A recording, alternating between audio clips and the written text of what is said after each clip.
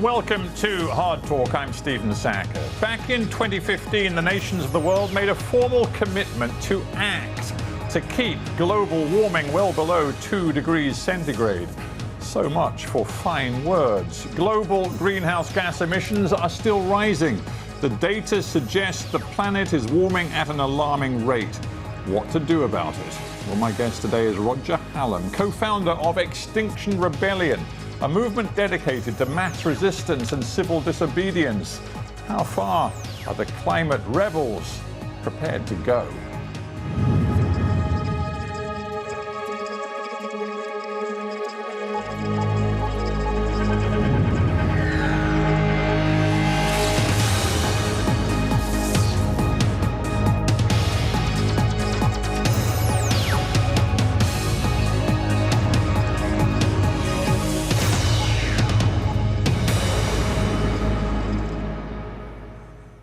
Roger Hallam, welcome to Hard Talk. There is, and has been for years, been no shortage of activists, groups committed to fighting for the cause of fighting climate change. Why the need now for Extinction Rebellion? Well, I think the reason's really straightforward, is millions of people around the world have realised that we've come to the point where something drastic has to happen. And nothing is happening, and that means we have to start breaking the law in order to make change happen. When you say nothing is happening, that seems to defy the truth that we see around us. Not only are there heaps of different activist organisations working to further the ideas behind mitigating climate change, but governments around the world, as I mentioned in the introduction, have signed up to the Paris Agreement. They are committed to doing what it takes. Well, there's a massive lie going on, which is things are happening, but they're not. And millions of people have realised that the governments have been lying for the last 30 years, and the elites have been lying, and the experts have been lying. And the reason they've been lying is because they've said that carbon emissions will go down, and they're going to act to make sure they go down, but they haven't. They've gone up 60% since 1990, and they're still going up, as you said. They went up 1.6% 2 years ago and 2.7% last year. So this was the decade when it was all supposed to start happening, wasn't it? But it's not. So people are very angry, people are in a rage, people don't want their kids to die. You know, this is there's no words to describe how serious it is. But I guess what I'm getting to is this point, what's different about you? I mean, we've had, for example, the leader of Greenpeace in this studio. He's talked in very similar terms about the alarming rate of the warming of the planet. He's talked about the rise in emissions. He's talked about the concentration of CO2 in the atmosphere getting worse. All of that stuff. I mean, so on the science, there's no disagreement. But are you saying that groups like Greenpeace and many, many others have fundamentally failed in their mission to convince the world that things need to change? Yes, we've fundamentally failed. I mean, I failed, other activists have failed, campaigners have failed, we've all failed. The fact of the matter is, we're facing mass starvation in the next 10 years, social collapse, and the possible extinction of the human race. It couldn't be worse. So that situation has come about over 30 years of failure. Failure by the elites, failure by the governments, and failure by campaigners. So your message is entirely about failure, it's about negativity, it is in a way, I suppose, a howl of rage and despair. That's right, it is. And you think that is a message that the people of the world and the political leaders of the world are going to respond to? Yes, and the reason why is because when people go through depression and rage, they come out and decide to do things. And Extinction Rebellion is the most successful climate change movement in the UK. It only set up a year ago. It's got 100,000 people signed up to it.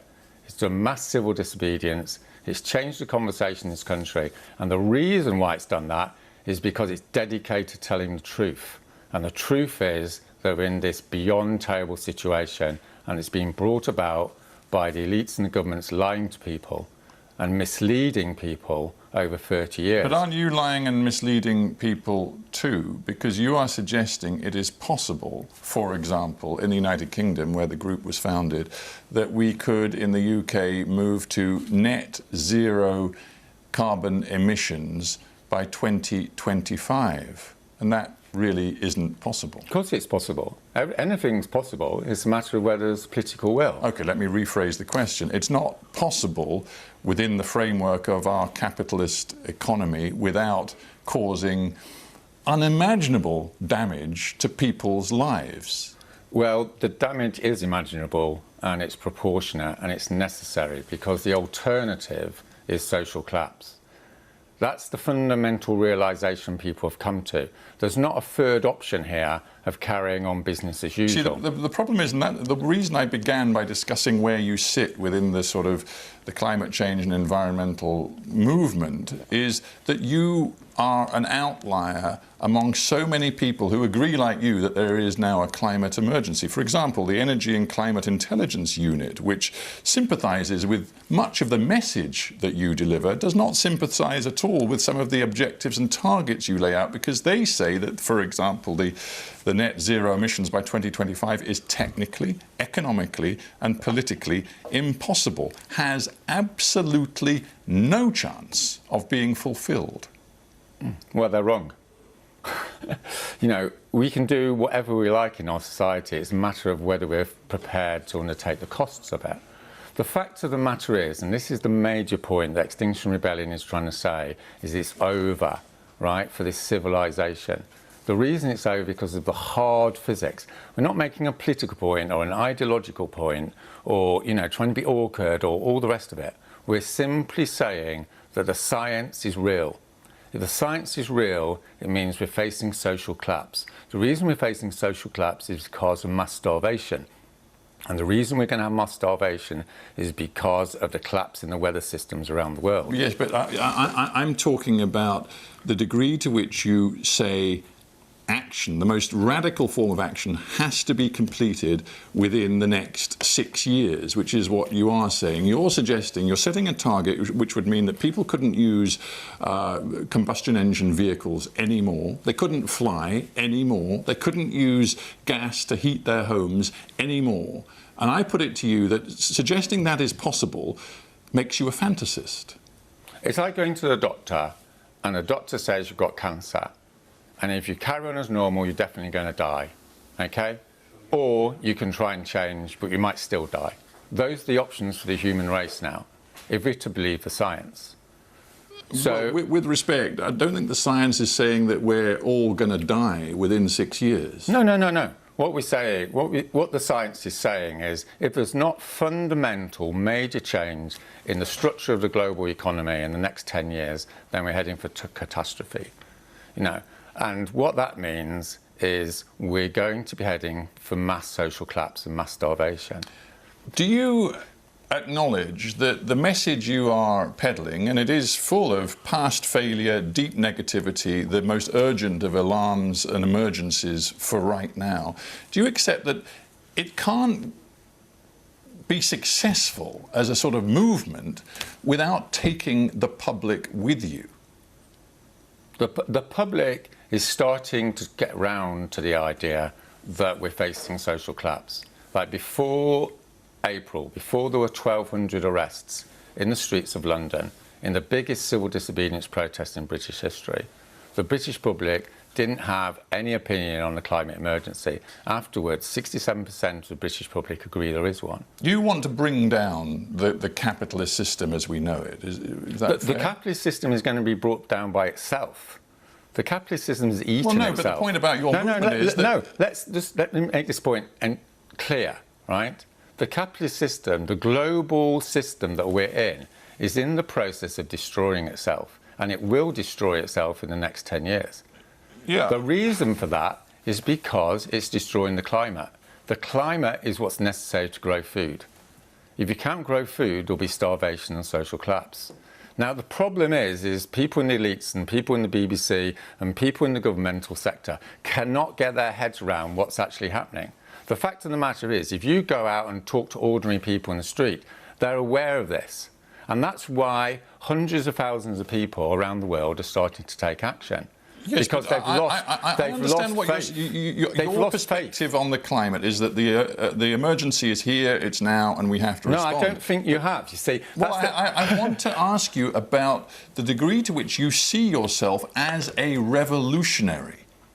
Is that how you would characterise your ideology? There's a revolution coming anyway. It's irrelevant. Well, I know what you're trying to do. You're trying to say there's these radical people, everything's okay, and they're trying to change stuff, you know. And if they weren't there being like annoying, things could carry on. The fact of the matter is, if we don't change things, they're going to be 10 times worse.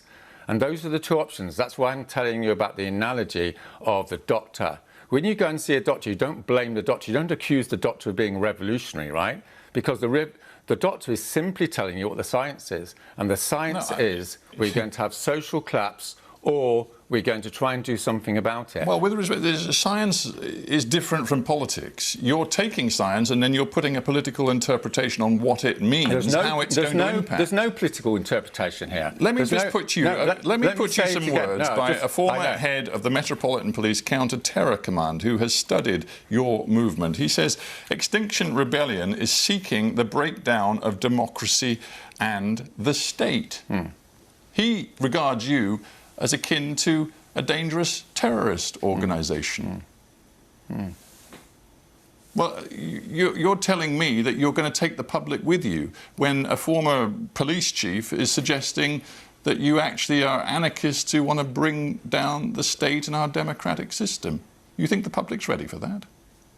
The public is now aware that the elites are taking them to their death, because that's what the science is saying. You stood in a recent election. The people that are betraying this country and this nation are the people in the elites, like the guy you've just mentioned, because they're refusing to accept the reality. And that's why there will be mass social disturbances over the next year or two. You stood in the European parliamentary elections as an independent with this message in London. More than 2 million voters. You managed to garner 924. And you're telling me the public is marching alongside you. The 67% of the public know there's a climate emergency.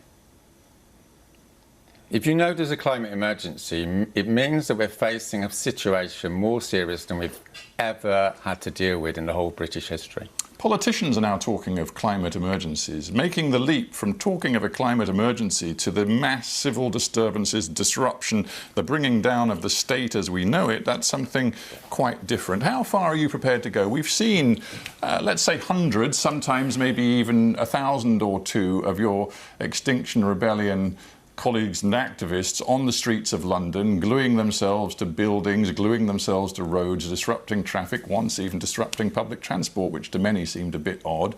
But how far are you prepared to take this mass civil disobedience? This October, thousands of people will come to the streets of London and they'll stay in the streets of London. How long? I don't know, because it'll be up to them. But you'll see mass disturbances. It'll be non-violent, it'll be respectful, and it'll be disruptive. And that's the methodology that we're using. That's the method we're using. You say carefully, you say non-violent. In previous comments, you've said of your protests, demonstrations, civil disobedience that, quote, some people may die. I wondered what you meant by that. Because in civil disobedience struggles over the last 150 years, when you challenge the elites, as Gandhi says, you know, first they ignore you, then they laugh at you, and then they fight you. When they fight you, then they tend to kill people. And that's historically what happens. I'm just stating that as a fact, a sociological fact. You know, when Martin Luther King used to do civil rights campaigns in the 1960s, people got killed. And that's part of the process of political change. You're carefully manipulating this, aren't you? You said people will see in the evening news 10-year-olds and grannies getting dragged off by the police. I believe you've made a particular point at Extinction Rebellion of teaching sort of civil disobedience methods to young people, including school children. Well, you want them on the front lines. Why do you think school children and grannies are getting involved in putting themselves in harm's way to get arrested? Why do you think that's happening? Well, I'm asking you why you're encouraging them to put themselves in harm's way. I'm not encouraging anyone. Okay, what I'm involved in doing. You are actually encouraging them. You're I'm actually involved in mentoring doing children if grannies turn up to a meeting, are in tears about what's happening to their grandchildren, it's not what I'm doing that makes them sit down on the road. It's the same with teenagers.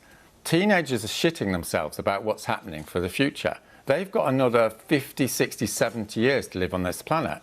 By that time, there could be only 1 billion people left.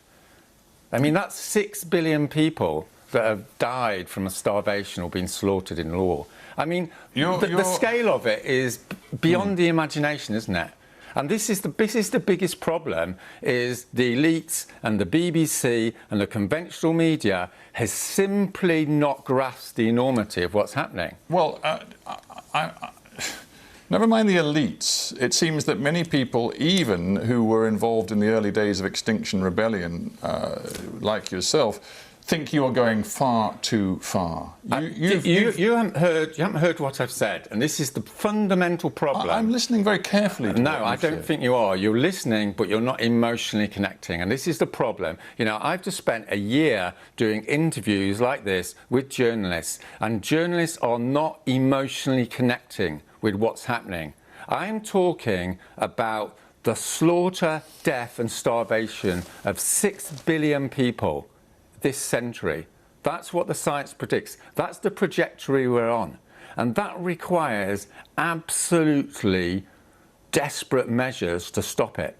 And it's going to be painful. Believe me, I'm engaging in the sense that I'm a citizen just as you are. I am going to be just as much prey to everything that's happening with our planet as you are. You're not, I have children, and certainly, yeah. But I don't know what age you are, but you're not going to be on this planet for that much longer. Neither am I. If you're a teenager, you can see this happening over the next 50, 60 years. Why do you think, and I am engaging with you, but I'm not sure you're engaging with me, why do you think so many people, even inside Extinction Rebellion, think that you have gone too far? When you recently said you wanted to put drones up around Heathrow to ensure that Heathrow Airport was closed down, there were people inside your own organisation who said, hang on a minute, that is not what we are about. You have to consider strategy in a way that you're not doing.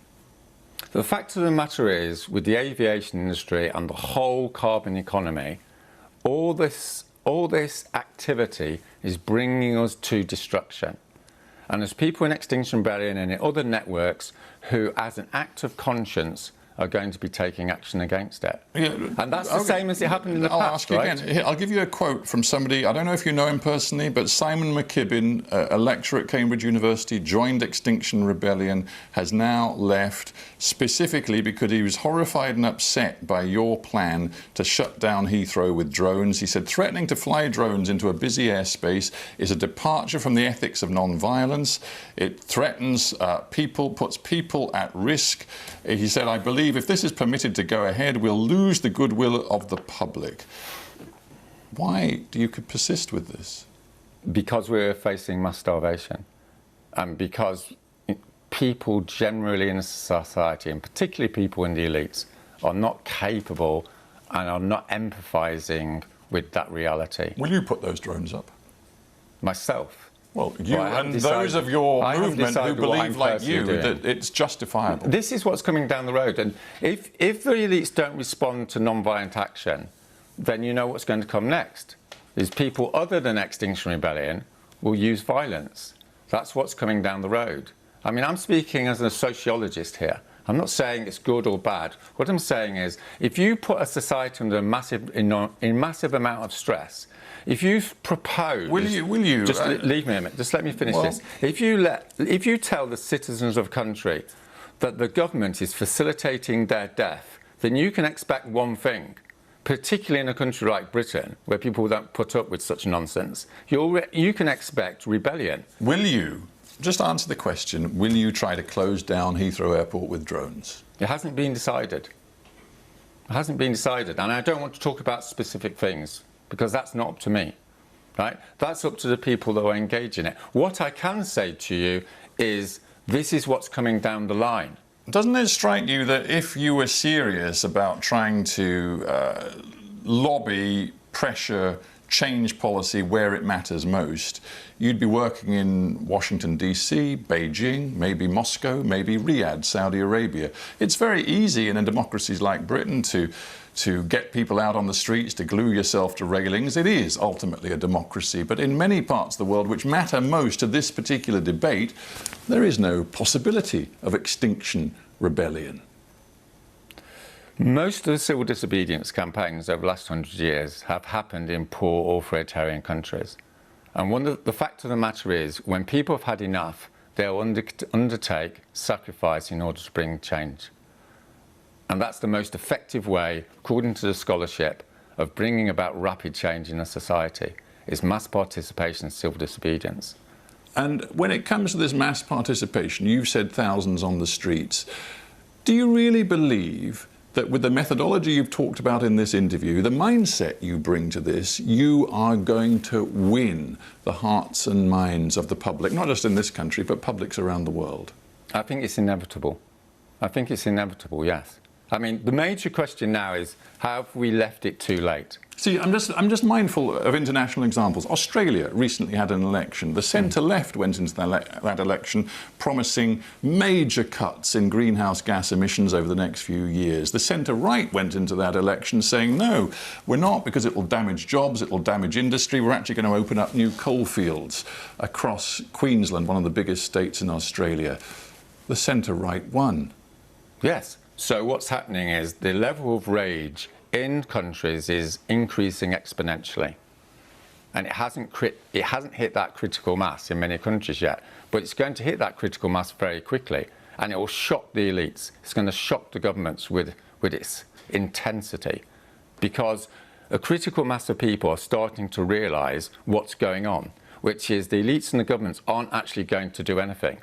They're not going to fulfil their primary responsibility, which is to look after the people. Do you not think that... And it will happen quickly. It will happen quickly. This isn't something that builds up gradually. If you look historically, it happens, nothing's happening, and then something happens, bang. And all the media think, where did that come from? And what I'm here today to tell you is this is coming, right? This is coming down the track. No, I hear your message, and you accuse me of not emotionally engaging with you. And in the course of the conversation, I've just been thinking to myself, your message is so unrelentingly bleak and negative. It's not a message, right? When you go to the doctor and he tells you have cancer, that's not a message, it's the science. It's the science. But we began by agreeing that there are various people across the environmental, green and climate change movements who all agree about the science but come to very different conclusions about the best means of delivering change. There are many scientists who actually will not just focus on the negative, the bleak and the dark, but will say, you know what, we human beings are making some progress. We are cutting emissions, for example, in the energy sector. Yeah, I've just told you, that's total nonsense. It's total nonsense. You see no room for positivity and hope. Hope, that word hope. You see no room for hope When whatsoever. you go to the doctor's got a responsibility to tell you whether you've got cancer or not and whether it's terminal or not. Hope doesn't come into it. It's a matter of scientific analysis. Shows you like a X-ray of your lungs or whatever, right? It's a scientific reality. The Arctic's melting, right? It's ice, it's warm, it's melting, it's going to go. Whether you've got fearful of it or you're hopeful about it or you've got a political problem with it, it's gone, right? It's going. That's the way the world is. It's a harsh thing. You know, science doesn't have any sentimentality about it. It's not a political thing. It's not a sort of give or take sort of thing. Roger Hallam, we have to end there, but I thank you very much for being on Hard Talk. Thanks.